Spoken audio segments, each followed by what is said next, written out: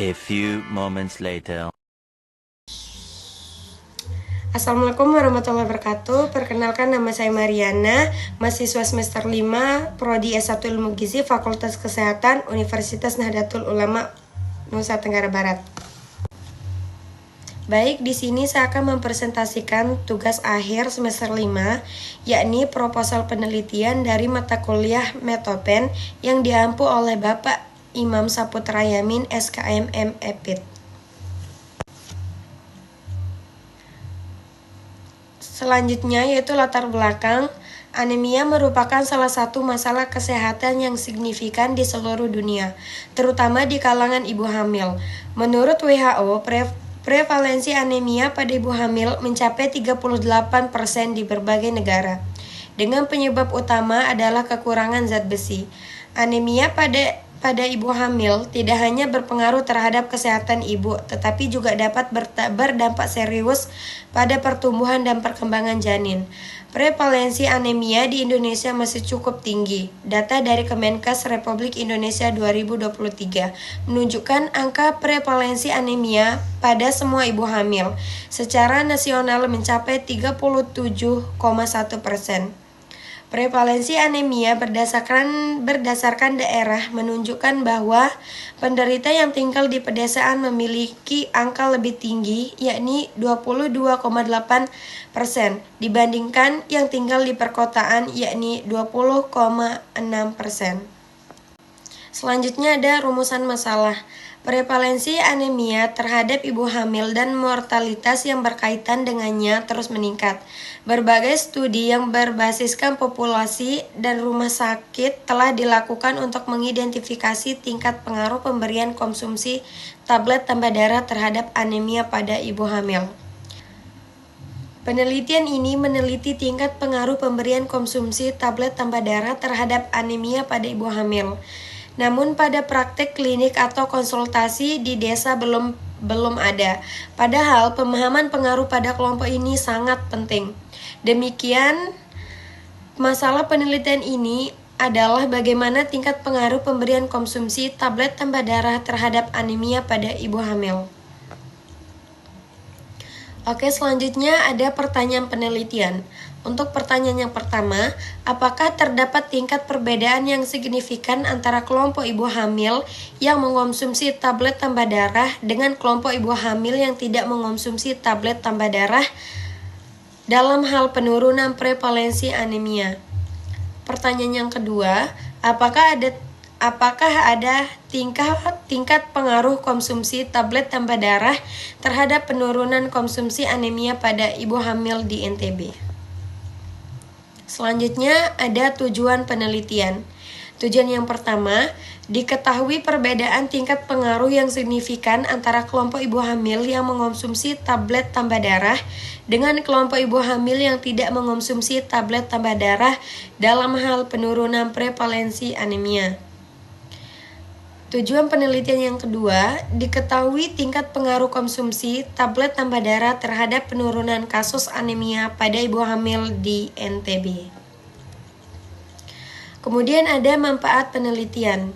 Penelitian ini akan memperkaya literatur mengenai pengaruh tablet tambah darah terhadap anemia pada ibu hamil, serta membuktikan atau menggugurkan teori yang ada. Dan hasil penelitian dapat digunakan sebagai dasar untuk kebijakan kesehatan dan program intervensi bagi ibu hamil yang mengalami anemia, serta meningkatkan kesadaran masyarakat tentang pentingnya suplementasi zat besi. Selanjutnya ada batas penelitian.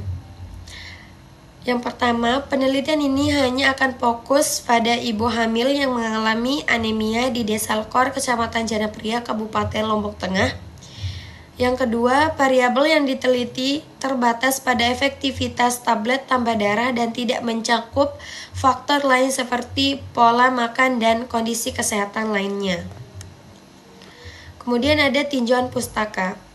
Setelah peneliti melakukan telaah terhadap beberapa penelitian, yang pertama yang berhasil peneliti temukan adalah penelitian yang dilakukan oleh Savitri tahun 2021, yakni menunjukkan bahwa pengonsumsian rutin tablet tambah darah dapat mencegah anemia, meskipun hasil meta-analisis menunjukkan efek yang tidak signifikan pada remaja putri. Simpang Tumbang 2024 menegaskan pentingnya program pemerintah dalam mengatasi anemia melalui tablet tambah darah. Erlina dan Milda Hastuti tahun 2024 menunjukkan bahwa kepatuhan mengonsumsi tablet FA sangat efektif untuk mencegah anemia pada ibu hamil. Kemudian ada kerangka teori. Oke, di dalam kerangka teori ini ada pengertian anemia yang dimana definisi anemia menurut WHO yaitu kadar Hb kurang dari 11 gram per dl pada ibu hamil. Ada penyebab utama yaitu defisiensi zat besi, kekurangan gizi, dan pendarahan. Ada juga faktor yang mempengaruhi, ada juga hubungan antara konsumsi tablet tambah darah dan peran tablet tambah darah.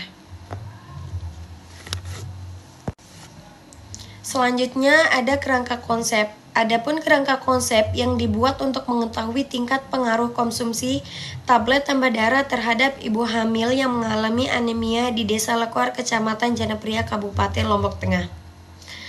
Kerangka konsepnya seperti yang ada di PPT. Kemudian ada hipotesis. H0 tidak terdapat pengaruh yang signifikan terhadap tingkat pemberian konsumsi tablet tambah darah terhadap anemia pada ibu hamil. H1 terdapat pengaruh yang signifikan terhadap tingkat pemberian konsumsi tablet tambah darah terhadap ibu hamil. Kemudian ada metode atau desain penelitian, waktu dan tempat penelitian.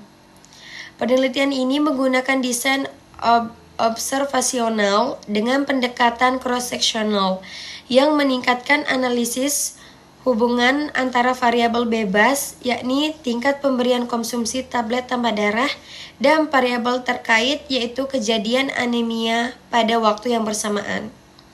Penelitian ini telah dilakukan selama periode bulan September hingga bulan Desember 2024 di Desa Lekor, Kecamatan Janapria, Kabupaten Lombok Tengah.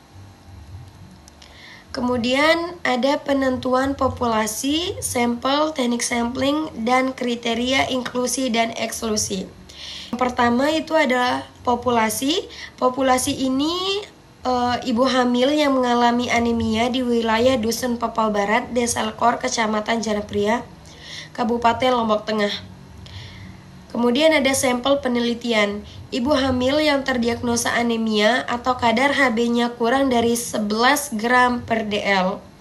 Kemudian ada teknik sampling. Memilih ibu hamil yang memenuhi kriteria inklusi dan eksklusi yang telah ditetapkan. Yang keempat atau yang terakhir itu ada kriteria inklusi dan eksklusi. Kriteria inklusi, ibu hamil dengan kadar Hb kurang dari 11 gram per dl dan ibu hamil yang mengonsumsi tablet tambah darah. Kemudian ada kriteria eksklusi, ibu hamil dengan kondisi medis yang mempengaruhi status anemia seperti penyakit kronis atau anemia akibat lain.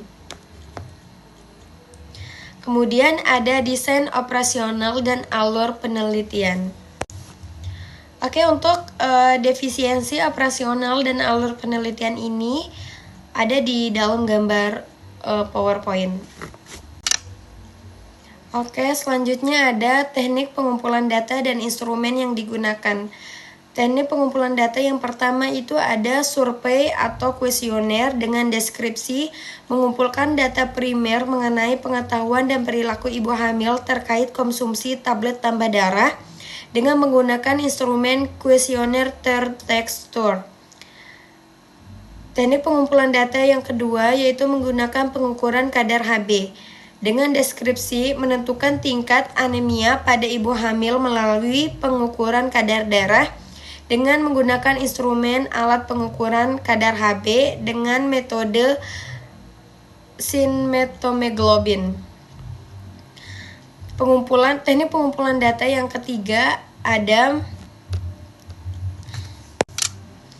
selanjutnya teknik pengumpulan data yang ketiga menggunakan teknik pengamatan yang dimana mengamati perilaku konsumsi tablet tambah darah dan gejala anemia secara langsung dengan menggunakan instrumen formulir observasi. Kemudian ada pengumpulan data menggunakan wawancara, mendalami pengalaman ibu hamil terkait konsumsi tablet tambah darah dan dampaknya menggunakan instrumen wawancara semi-terstruktur. Kemudian teknik pengumpulan data yang terakhir atau yang kelima, menggunakan studi dokumen, mengumpulkan data sekunder dari rekam medis dan laporan kesehatan terkait anemia ibu hamil menggunakan instrumen dokumen rekam medis dan laporan kesehatan. Selanjutnya ada teknik analisis data. Teknik analisis data ini seperti yang ada di dalam PPT. Kemudian ada RAB. RAB ini mencakup seluruh aspek yang diperlukan untuk melaksanakan penelitian, mulai dari persiapan hingga publikasi hasil penelitian dengan alokasi biaya yang jelas untuk seluruh kegiatan. Nah, untuk uraian kegiatan dan biayanya sudah tertera di dalam PPT. Kemudian ada lini masa penelitian. Nah, penelitian ini dilakukan selama 4 bulan, dari bulan September hingga bulan Januari tahun 2025. Oke, mungkin itu saja presentasi dari saya. Kurang dan lebihnya saya mohon maaf. Saya ucapkan terima kasih dan wallahu muwaffiq ila aqwamit thoriq. Wassalamualaikum warahmatullahi wabarakatuh. Bye bye.